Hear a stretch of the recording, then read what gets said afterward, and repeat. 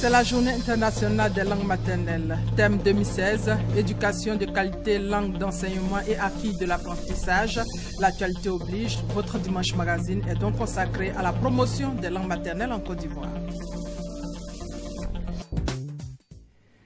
Comme annoncé, l'actualité aujourd'hui, c'est la journée internationale des langues maternelles. En Côte d'Ivoire, de nombreuses langues sombrent peu à peu. Il faut dire que de façon plus claire, il y a des langues qui se meurent. Alors, que faire? Eh bien, pour en parler, nous recevons le professeur Jérémy Nguessan-Kouadio, doyen de l'UFR Langue, Littérature et Civilisation à l'Université Félix Houphouët-Boigny de Cocody et membre de l'ASCAD, l'Académie des sciences, des arts, des cultures d'Afrique et des diasporas africaine. Merci, professeur, d'être venu sur notre plateau.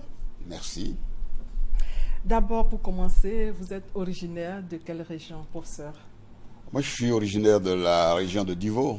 Je suis baoulé, appartenant à la diaspora, donc je suis né à Iré. Quelles sont les langues? Oui. Et dans cette région, c'est un peu la Côte d'Ivoire en miniature. On retrouve pratiquement toutes les langues parlées en Côte d'Ivoire. Bon, les langues originelles, c'est le Dida, le Dioula, le Baoulé, etc. etc. Donc, c'est la Côte d'Ivoire un peu en miniature, la région de Iré. Un mot dans votre langue? Ontiba. La signification. Est-ce que vous allez bien cet après-midi? Oui, professeur.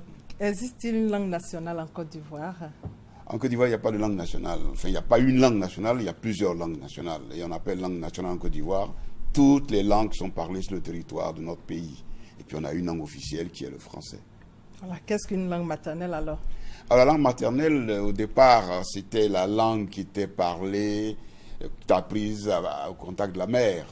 Et puis progressivement, les linguistes ont pensé que ça ne suffisait pas et on a ajouté l'idée de langue première. C'est-à-dire que c'est la langue par laquelle l'enfant apprend à parler avec son environnement et surtout à verbaliser. Donc, langue maternelle égale langue première, c'est-à-dire toute première langue que parle un individu dès qu'il apprend à parler en étant enfant. Professeur, un peu de pédagogie. Quelle Oui. distinction faites-vous entre le patois, l'ethnie, le dialecte et la langue maternelle? Alors le patois, il faut l'exclure tout de suite parce qu'il n'y a pas de patois en Côte d'Ivoire. Le patois, on l'utilise dans des pays comme la France où il y a des subvivances d'anciennes langues latines, et en Haute-Savoie ou bien dans le sud de la France. Donc chez nous, il n'y a pas de patois. Chez nous, il y a des dialectes, mais des langues. Je peux prendre un exemple. Par exemple, le bété de Gagnois est un dialecte bété. Le bété de Daloa est un dialecte bété. C'est une variété régionale d'une langue donnée. Maintenant, lorsqu'on parle de l'ethnie, c'est un peu, on parle du peuple. On peut parler de l'ethnie baoulé, de l'ethnie bété, mais on parle du peuple. Et lorsque j'entends souvent dire je ne parle pas mon ethnie, ça écorche mes oreilles parce qu'on ne peut pas parler un peuple. L'ethnie, ce n'est pas la langue. Donc, nous parlons des langues. L'ethnie, ça a sa référence au peuple. Donc, je ne veux plus entendre parler des gens qui disent je ne parle pas mon ethnie. Voilà. Et nous revenons donc à la langue maternelle. Voilà. La langue maternelle, donc, c'est la toute première langue par laquelle l'enfant verbalise. Et tout le monde sait que c'est une langue qui est très très importante parce que c'est elle qui permet progressivement à l'enfant de communiquer avec son environnement. Et c'est pour ça que l'on pense que dans les pays où ça se fait, apprendre les premiers rudiments du savoir dans la langue maternelle, c'est très important. Et malheureusement, dans les pays d'Afrique, ce n'est pas ce qui se passe. Et souvent, nous avons des handicaps difficiles à surmonter. Et justement, nous allons passer à cet élément filmé d'Astou Touré qui présente le tableau des langues parlées en Côte d'Ivoire. Regardez.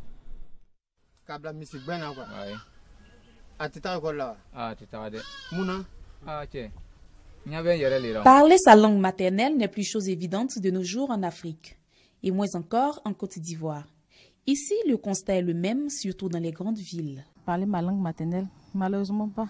J'ai grandi en ville. J'allais au village quelques rares fois et je ne dirais pas souvent 2 jours, 3 jours ou plus. Ma mère parle couramment mais pas à la maison puisqu'on ne comprenait pas.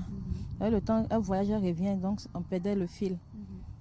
On parlait couramment le français, quelquefois la langue maternelle, mais quand ce n'était pas perçu, elle parlait en français. Ça dépend du cas de vie, du milieu. Si tu es né dans une famille où tout le monde parle la langue, c'est normal que tu parles la langue.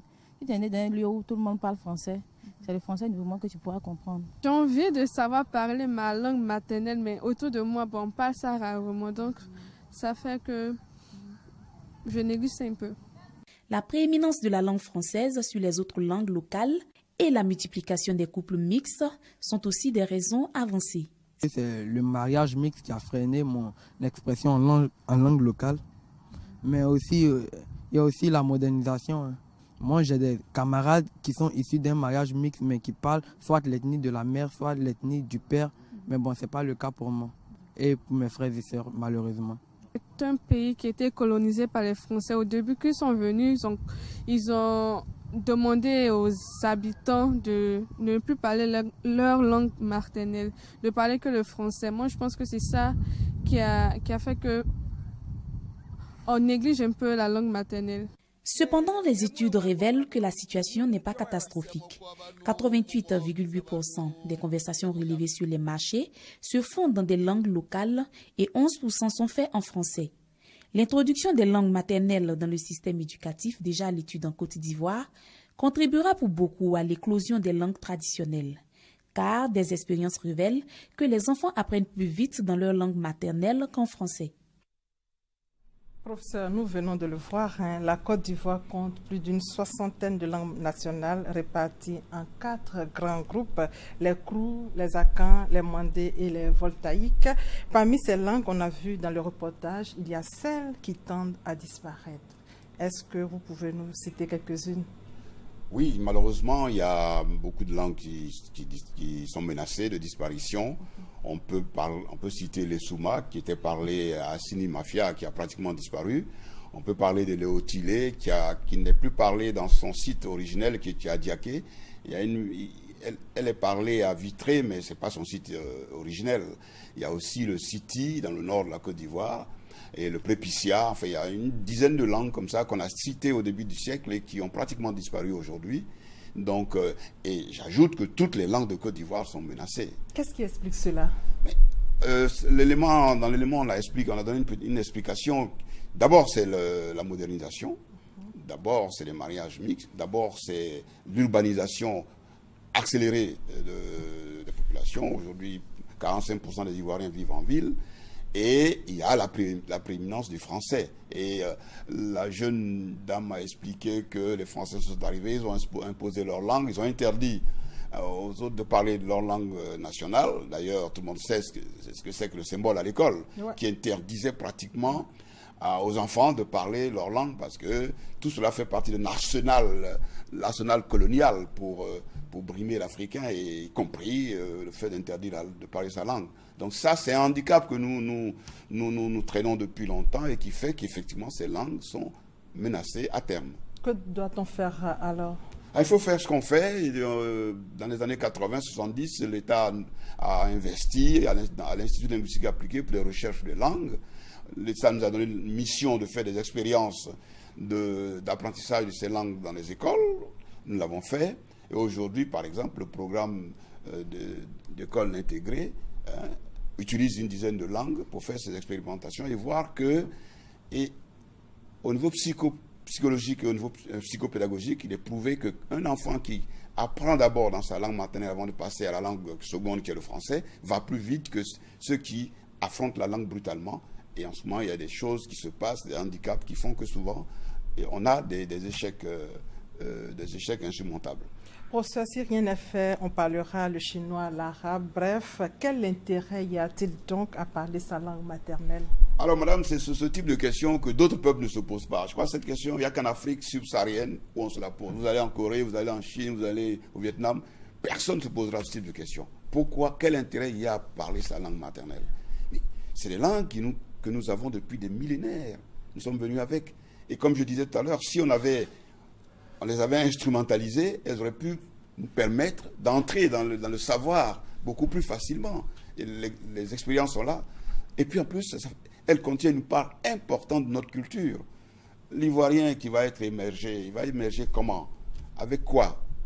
Il sera quoi? Il faudrait aussi que nous émergions avec notre culture à travers nos langues. Donc voilà l'importance des langues.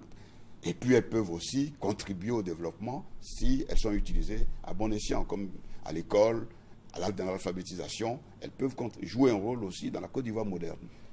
Nous allons revenir sur cet aspect, vous l'avez souligné tout à l'heure. Il est démontré qu'un enfant qui parle bien sa langue maternelle s'exprime bien dans une langue étrangère, par exemple en français. Mais pourquoi? Mais parce que, d'abord, vous savez, je crois que les enfants africains sont formidables. Comparer un enfant africain à un enfant européen, portugais, coréen, il naît dans sa langue maternelle. Il tète dans sa langue maternelle. Il joue dans sa langue maternelle. Et progressivement, son cerveau se met en place. Et lorsqu'il entre à l'école, c'est tout naturel qu'il poursuit ses formations. Or, nous, on est dans nos langues, on joue, on tète dans nos langues. Et au moment où on va à l'école, il y a une barrière qui fait que la structuration du cerveau qui a commencé à se mettre en place s'arrête pour passer à autre chose. D'où la difficulté. Donc nous pensons, c'est pour ça que les psychopédagogues pensent que il est bon que les enfants soient initiés, même dans des pays comme les nôtres, initiés d'abord à manipuler les choses, les savoirs à travers leur langue maternelle avant de passer à une seconde langue. Et ça aide énormément. Et je pense que là-dessus, les expériences l'ont prouvé. Nous-mêmes, nous avons fait des expériences qui l'ont prouvé. Et le PEI a fait des expériences qui prouvent que ces enfants-là deviennent beaucoup plus performants que ceux qui rentrent brutalement au contact avec la langue française qui n'est pas leur langue. Bien sûr, en Côte d'Ivoire, aujourd'hui, il y a des enfants qui ont la langue française comme langue maternelle. Vous avez d'autres qui n'ont pas le français comme langue. Et puis, entre les deux blocs, il y a ceux qui parlent le nouchi, qui est une espèce de sabir. Donc, tout ça, ça crée des difficultés, si bien qu'on peut dire que les enfants ivoiriens, en face de l'école, ne sont pas égaux. Mais pour ça, il y a certains élèves qui ne connaissent même pas un mot de leur langue maternelle, qui ont réussi aussi. Oui, mais le problème, c'est le problème du pourcentage. C'est-à-dire, vous dites ça, c'est vrai. Il y a des gens qui réussissent. Mais quand vous prenez le pourcentage de ceux qui réussissent de cette façon-là, vous verrez qu'il y a beaucoup qui restent sur le chemin parce qu'effectivement, ils ont eu des difficultés à entrer dans cette langue qui, quoi qu'on dise, est difficile. Et quand, vous voyez à quoi on apprend la langue aux enfants. En même temps, il faut qu'ils réfléchissent dans une langue qu'ils sont en train d'apprendre. Vous voyez, la double difficulté, c'est ça qui fait que je pense que les handicaps souvent ne sont pas surmontés. Et depuis quand la Côte d'Ivoire a décidé de faire la promotion de ces langues? Ben, depuis toujours, mais de façon, j'allais dire, confidentielle. L'Institut linguistique appliqué existe depuis 1966. On fait des recherches. Mais de façon officielle, les choses n'ont pas été prises en compte, sauf depuis que le ministère de l'enseignement, l'éducation nationale et de l'enseignement technique a décidé de lancer ce projet de PEI qui maintenant est de façon officielle. Le projet de PEI, programme d'école intégrée, où nous avons une dizaine de langues qui sont enseignées à l'école primaire à travers tout le territoire national. Professeur, qu'est-ce que vous proposez pour ne pas que nos langues disparaissent alors? Alors il faudrait que... Je dis tout à l'heure que dans beaucoup de pays, ils ont mis un peu la charrue avant les bœufs. Nous avons fait des recherches. Nous avons des résultats. Il faudrait que les Ivoiriens prennent conscience que c'est important. Je pense que ce débat-là n'a pas encore eu lieu.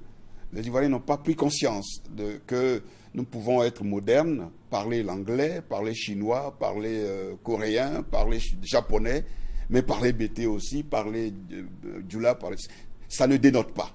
Voyez? Donc il faut qu'on prenne conscience de ça. Et quand on a pris conscience de ça, nous pouvons valablement, tous ensemble, décider que nous allons enseigner telle et telle langue, en faire des moyens pléniers à côté du français, à côté de l'anglais, à côté des autres langues, de notre développement culturel et de notre développement tout court. Vous avez parlé d'une politique véritable aussi. Quel est le contenu? Le contenu, ce serait l'aménagement linguistique. C'est-à-dire qu'il faudrait que, avec toutes les recherches que nous avons faites, et nous savons qu'il y a 4 aires linguistiques. Dans les années 80, nous avons décidé de faire émerger de ces 4 aires linguistiques 4 langues qui sont représentatives de 4 aires linguistiques. Et nous avons enseigné ça à l'université pendant quelques années. Donc il faudrait que cette politique soit approfondie, qu'on ait les moyens d'affiner cette politique et surtout d'instrumentaliser ces langues. Parce qu'une langue, pour qu'elle soit performante, il faut qu'elle soit travaillée, qu'elle soit enrichie. Parce que si vous demandez aujourd'hui au djoula ou au baoulé de traduire... je ne sais pas, Internet et tout ça, et on aura des difficultés, simplement parce qu'on ne les a pas préparés à ça. Donc il faut aussi qu'on les prépare, qu'on les travaille, que les recherches de fond dessus et pense que ces langues peuvent être aussi performantes. Professeur, comment dit-on que c'est terminé dans votre langue maternelle? Wavié. Merci, professeur, d'être venu sur notre plateau pour nous parler de la promotion des langues maternelles. Je rappelle que vous êtes le professeur Jérémy Nguessan Kouadio, doyen de l'UFR Langue, Littérature et Civilisation à l'Université Félix Houphouët-Boigny de Cocody et membre de l'ASCAD, l'Académie des sciences, des arts, des cultures d'Afrique et des diasporas africaines. Merci pour votre contribution. Merci, madame. Voilà, c'est la fin de ces 13 heures. Merci de votre fidélité.